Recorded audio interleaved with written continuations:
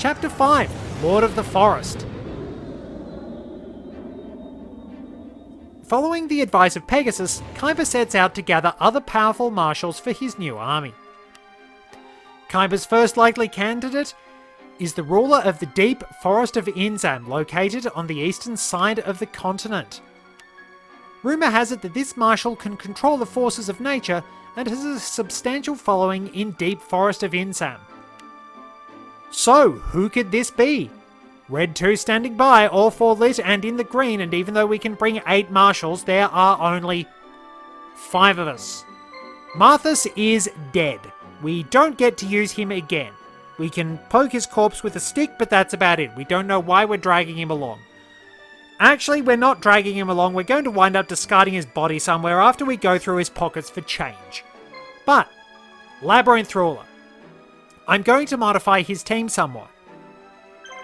We will, of course, have to give some better equipment, but what I'm going to do is take Zanki off his team. Now, this might be a bit of a surprise. Why are you taking Zanki off? Now, we will put Labyrinth Tank on because Labyrinth Ruler should have Labyrinth Tank. Don't you agree? Especially since it is actually one of his monsters. And Labyrinth Tank is already pretty good for him. Pegasus. As you can see, Pegasus comes with a very strong team already.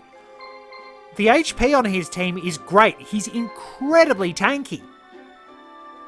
Parrot Dragon is pretty good, Bakuri Box is flat out amazing, and Dark Rabbit is pretty solid too. So we'll bring them with us. Now, what I will do is I will remove from this team our Midnight Fiend. Whoops. So, and on this team we will place Zanki up here. Why? Because, scroll down, quite some way. I've bought so many items. There it is. Armored Zombie. Look at that! Wasteland Adept, Night Adept, Road Adept, off the bat. Oh yeah, and its attack paralyzes. This thing is unbelievable. Dragon Zombie and Armored Zombie are phenomenal. They are juggernauts. They will rip through opponents. They are just a force to be reckoned with. You put these on pretty much any team. I like having them on Bones because it's thematic. They're his monsters. But you put these to work, and by thunder, you will shred teams. You will deal incredible damage. You will shut opponents down with status effects. It is also worth noting that Bones used the snake hair when he wound up in a duel against Bakura and died. Yeah, he kind of died in the manga, which is a bit unfortunate for him. I mean, that's putting it lightly. He died. That was unfortunate. What on earth? It is seriously the understatement of the century. It's a little bit unfortunate that he had a minor case of death, but he'll be back. So, we've got a pretty solid... You know, you might as well keep this team on Pegasus the whole time. Because this is just amazingly solid. Pegasus does have some incredibly good options. And as I said, I do like to keep to thematic teams. So there we go there. Now, for Labyrinth Ruler, on the other hand, we've got his Wall Shadow, we've got his Labyrinth Tank. I can't use Dungeon Worm and I can't use Monster Tamer because I don't have them. But I do have Suijin and Sangha of the Thunder. You do not get Kazejin for a long time. So, what should I give him? I'm not giving him anything from Yugi's team.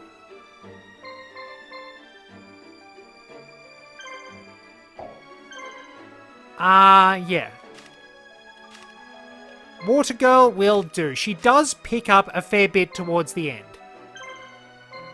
Believe me, she does eventually get to be pretty good. It takes time, but she will be handy.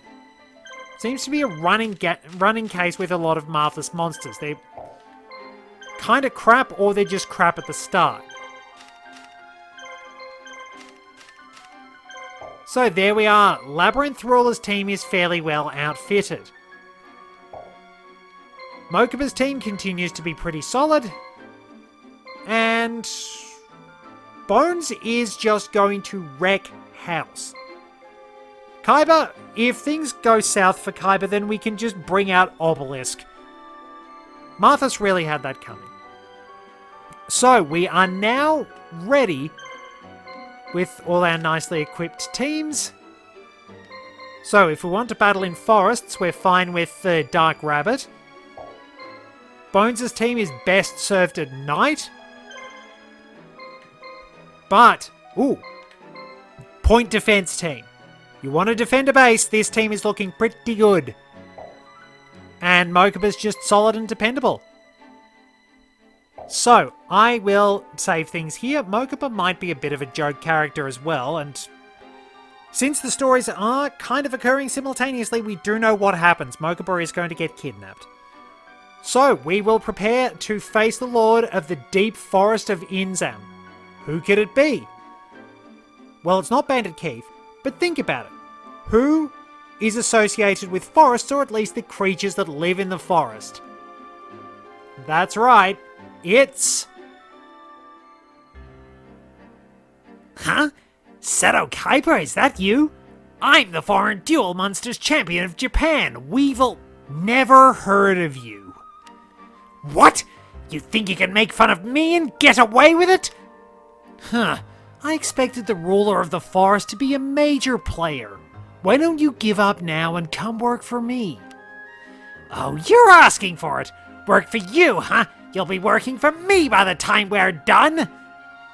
So, we do indeed have Weevil as our main opponent. We don't have any new monsters to search for in this chapter. But we can, of course, ward off the horde of insects coming in. Let's get our bug spray. And we've got fairly standard... Good lord, they're all the same team! Right. Okay, so we can take one each and then Kaiba can fight off... Can fight off our boss. I'll have Labyrinth Ruler go first. Then we can get Pegasus into the action. With the box, come back here. Not quite there. That'll do.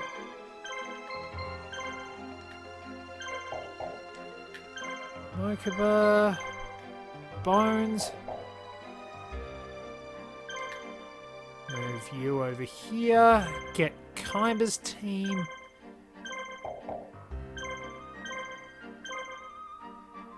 Split the... Damn it. Mokuba, move over a little. If...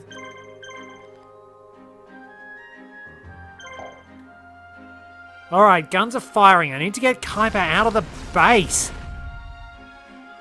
Sometimes you won't be able to move your monsters because the circles are just too big.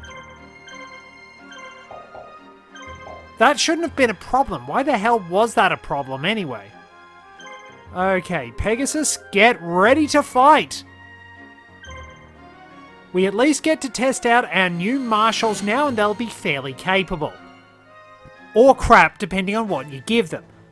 Sort of the same deal with Marthas, but as you can see, we've got a pretty good team to take on it. It's just going to be... yeah, Man-Eater Bug missed. Alright, no healers, but Man-Eater Bug will be able to attack a lot. That's probably its biggest advantage, and the advantage a lot of weaker monsters have. They're excellent action points.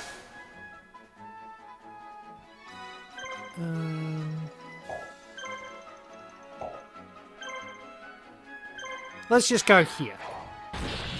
We are going to be facing the same team a lot. This is absolutely ridiculous.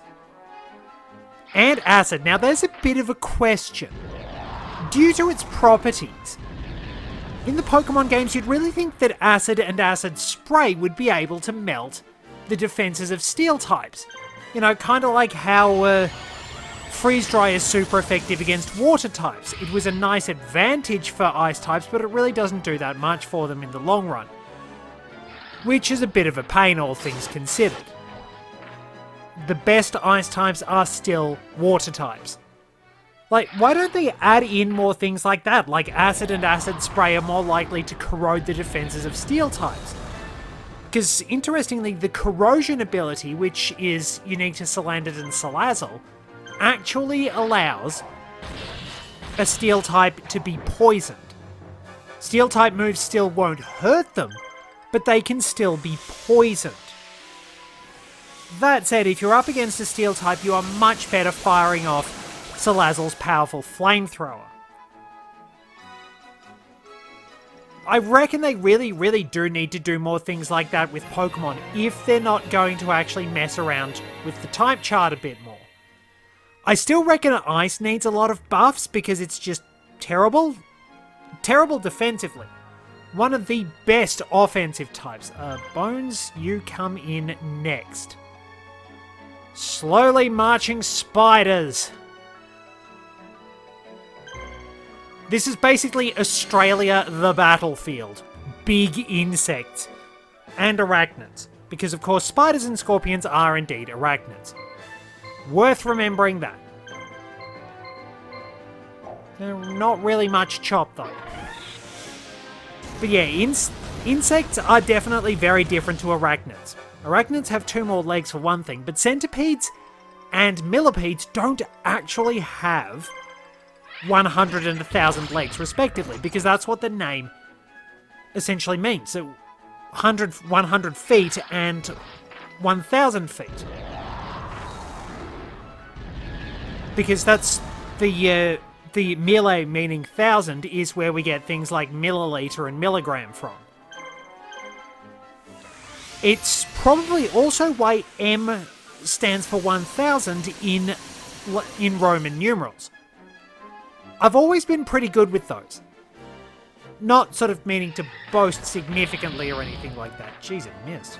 Huh, we're getting pretty lucky with that. But yeah, basically, I learned about Roman numerals because I read Asterix a lot as a kid, and let me point out, the little star thing is an asterisk. Asterix is named after the asterisk, possibly because he's the star of the comic series, let's say.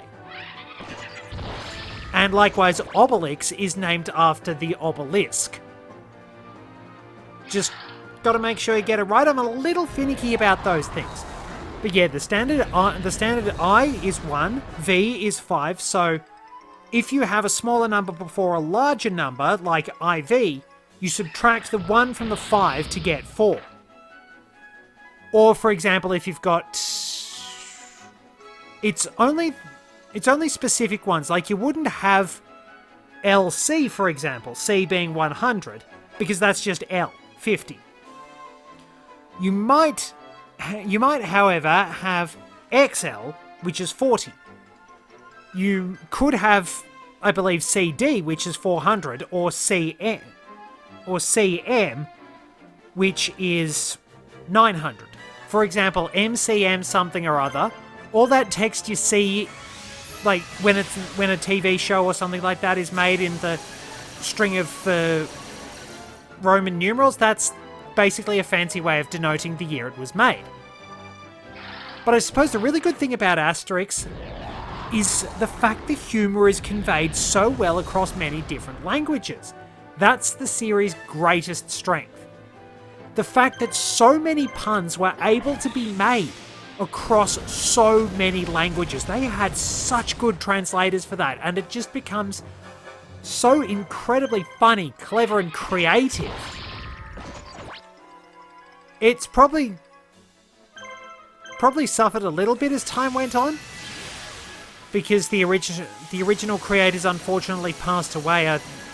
I believe it was during the making of Asterix, around the time Asterix in Belgium was made, that René Goscinny wound up passing away. Alberto Derzo, apologies for the pronunciation, the artist, actually drew the end of that book with grey skies all the way through to denote his mourning at his longtime friend's death. Rather a sad touch. But of course, since it's Asterix in Belgium, along the way there is a homage to Hergé and his famous creation Tintin, because Thomson and Thompson, the detectives, actually wind up appearing. Complete with their usual mangled catchphrases of one of them saying one thing and the, to be precise, something slightly different. But completely messing things up.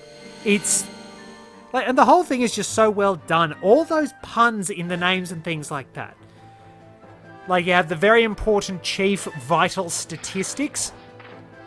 One's vital statistics are also one's measurements. The fishmonger, unhygienics. The blacksmith, fully automatics. Get a fix, the druid, a very good pun. And all sorts of other ones, like the Romans being named things like Claudius Egg and Lettuce, Noxious Vapus, Poisonous Fungus. All these really, really clever names. Everything, and often the fact that it's based on all these clever little... Oh, we missed. Oh well. All these clever little regional stereotypes as well. For example, Asterix in Corsica, a lot of the jokes aren't going to hit very well for international audiences. But to the French, it's so packed with in-jokes about Corsica and for the French perception of Corsica. It's actually very cleverly done for them. And that is probably the strength of the whole thing, just that sense of incredible creativity in the way everything translates so well to make a memorable experience for everyone, and it's why I love it. It's funny, it's creative, it's clever, and it's just all around enjoyable. So yeah, when I was at primary school, I'd often finish my work early and be allowed to go to the library. This was back in the mid-90s. You got to do things like that, in all fairness. We had things a bit different in those days. My parents told my grade prep teacher, that's like the very first grade, some places have this, some places don't. They told her, don't leave anything you don't want him to read lying around, because he will read it and he can read upside down. Now, admittedly, my teacher probably thought they were being fairly proud and boastful parents. Isn't our son brilliant? Things like that. Soon found that no, they weren't making it up. I really would read anything, and I probably will read just about anything, assuming it's interesting enough today. At the time of recording, I'm going through a biography of Nick Cave, the famous Australian musician who fronted bands like The Birthday Party and The Bad Seeds. A very interesting person. I don't know if he truly quite fit into society as we define it. And I honestly think that society needs to be a bit more flexible to accommodate people like Nick, those creative minds that might not necessarily learn or directly function in the stereotypical fashion the system expects people to. Because everyone's going to be different, everyone's going to have different approaches, but you find that right approach, you just tweak society just a little bit and they can flourish so much.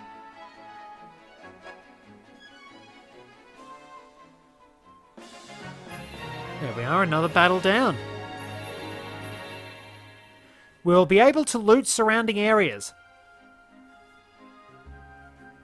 But we might as well get through the battle, so yeah.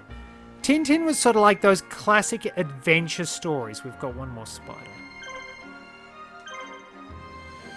there's a bit of detective work, there's a bit of comedy and things like that, and it's interesting seeing how everything changes.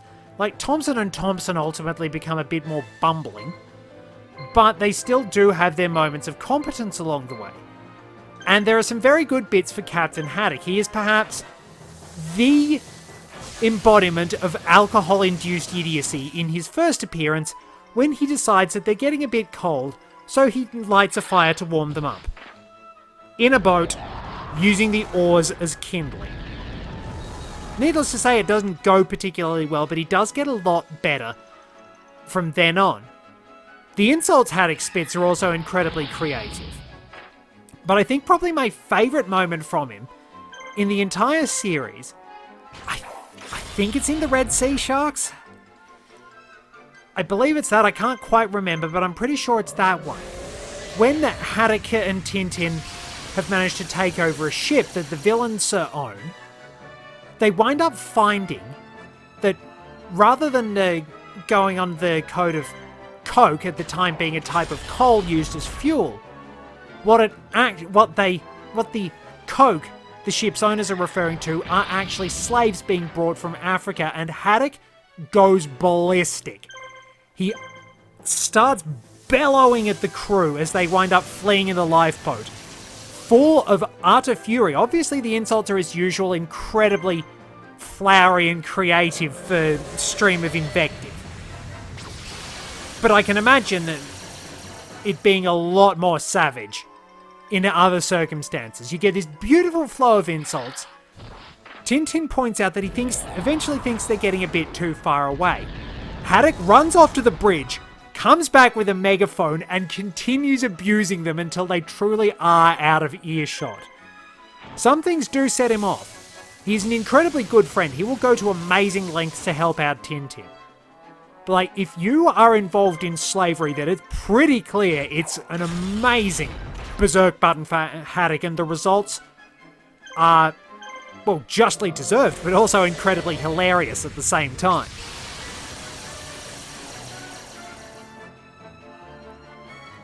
There are lots of particularly awesome moments, especially as the series sort of develops over time. And the creator, Hergé, again, forgive me on the pronunciation, I don't think I've got it quite right, wound up gradually improving his knowledge.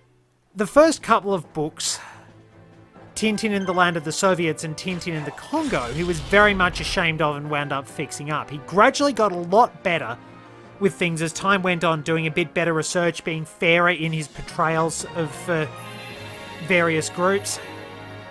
It actually gets pretty impressive, and you do get some really, really good stories along the way. There's always a bit of tension, a bit of excitement, a bit of mystery. It's like a sort of boy's own adventure in a sense. Let's get the crew moving on. But yeah, it's always been a great source of entertainment for me. Love them to bits. Still love them now. You can just pick them up and have a good entertaining time. It's kind of an interesting time capsule in a sense as well. Looking at some of those old sensitivities and the way things change and so on. That sort of time capsule thing is a similar case with the James Bond books and the novels. The books, they are, well, let's not mince words, they're problematic to read these days. You look at the societal attitudes of very much 1950s with a bit of a longing for the classic British imperialism of the old days, because this was post-war Britain when these books were written. There were still lots of austerity measures.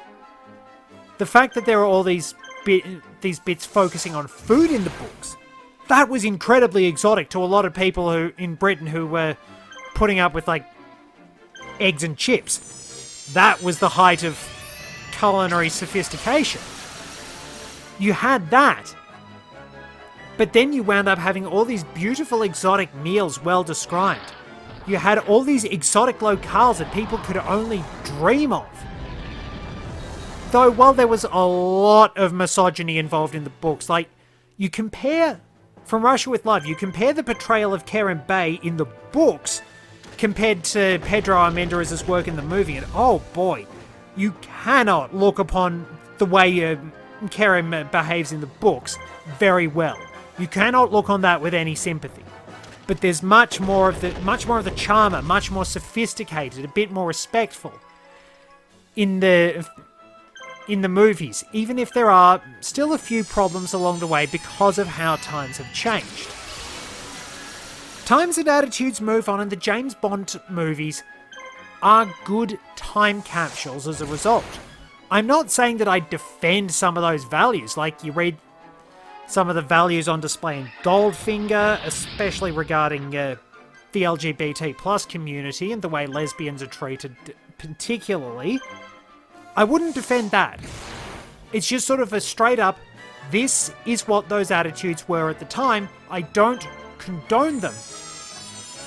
But that is what people believe, that is how they acted, and it's interesting to look back and see how everything has changed, while saying, no, we definitely don't need these attitudes, and looking at how everything changed in the movies, and how everything changed over time, like the smaller emphasis on casual sex as the 1980s rolled around. And the fact that sometimes Fleming did actually do a pretty good job of writing capable female characters.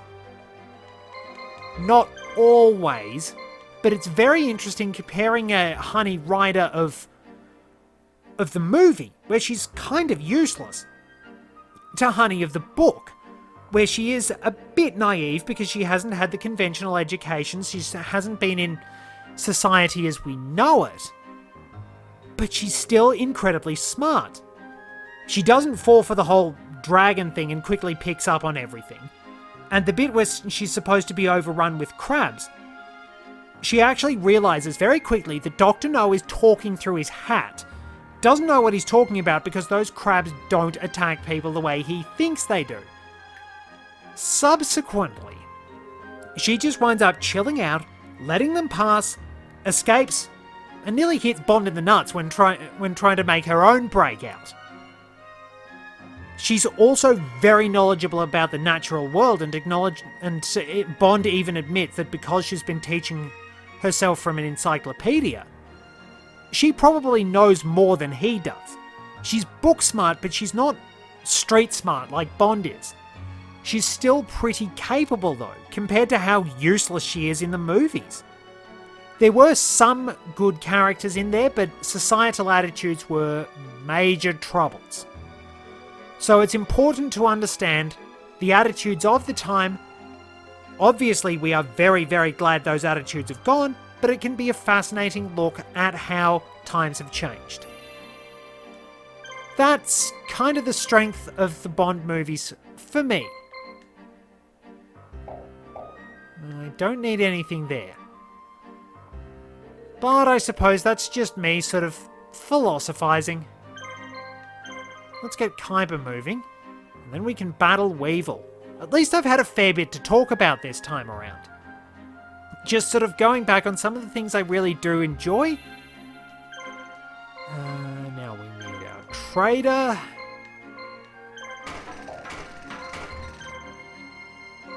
Solar Shine reverses Chaos Blaze. Just 3 of those. And what do we got down here?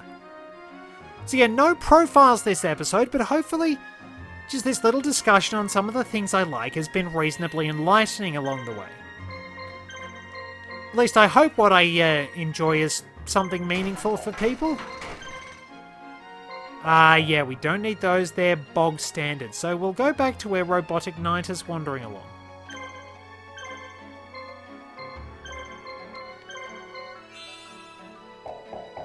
Weevil probably isn't worth using Obelisk on. That's there if I really need to make an impact. Literally and figuratively. But we're nearly ready to take Weevil on. I don't see this ending very well, so what's his team? So he's got Hercules, Beetle, Big Ins. Weevil has no healers. He doesn't even have Insect Fire Cannon available to him. Suppose that's fair enough early on. You cannot defeat me! You do realise you're up against Seto Kaiba. This isn't going to end well, Weevil. Our frantic boss music begins, and I don't know if Weevil has actually used any of these insect monsters. I'm not sure how many insect fusion monsters there are, but Hercules Beetle does wind up fusing with Kuwagata Alpha to create Quaggar Hercules. It's a bit of an odd one. It's probably not that much better than Hercules Beetle, having 200 more attack but 100 less defense and requiring 3 cards to bring out. Whereas, oh well, we might as well attack Hercules Beetle. Whereas, you can just summon one monster and Hercules Beetle is out on the field, or even then, you can wind up using certain insect support cards along the way if you need a defender. So it can be useful. Hercules Beetle can be useful, but there obviously are better ones. We'll get to grips with these ones in the next episode, actually. I just wanted to have a bit of a good long conversation today.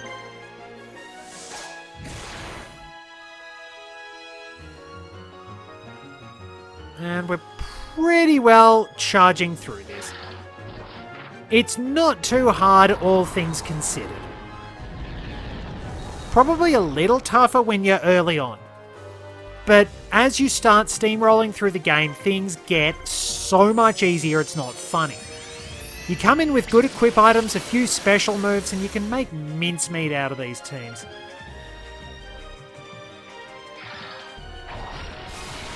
Though I will say that Scissor Boomerang actually does look cool. It's a fairly impressive move. Still haven't learned the special. Robotic Knight does get a special attack that hits all enemies. Worth using in all fairness, however, special attacks like that don't wind up inflicting any status effects, even though they essentially function as standard attacks and can miss.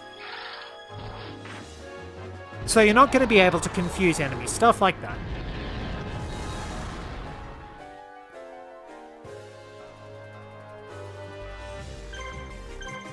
Alright, we'll slowly chip away at them. Suppose they essentially have the same strategies we do. Chip away at strong ones. And try our best to do a lot of damage.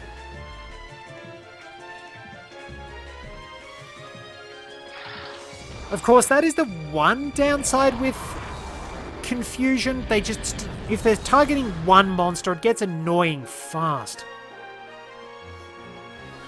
It's also like, okay, you can't heal or do anything like that, but you also basically can't. But you also wind up causing me a lot of trouble by targeting one monster. I take away your artificial stupidity too. We should be right on this one. We're pretty well thrashing him, really. If Octoburst is up, just lob a harpoon at it. And there we are, no bug spray needed.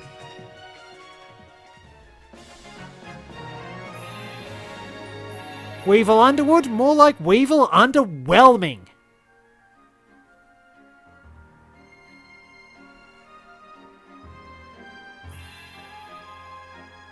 No! How could I lose?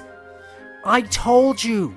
We could have avoided this whole fight if you just joined me when I told you to. Now you work for me, just as we agreed. Any questions? Kaiba! Ah, never mind. We're probably after the same thing anyway. That's better. Oh, and try to carry your weight on the battlefield. So there we are, we have a team of insects accompanying us, and we'll meet those in the next episode. Thank you very much for joining me. Till next time, this is Red 2, returning to base.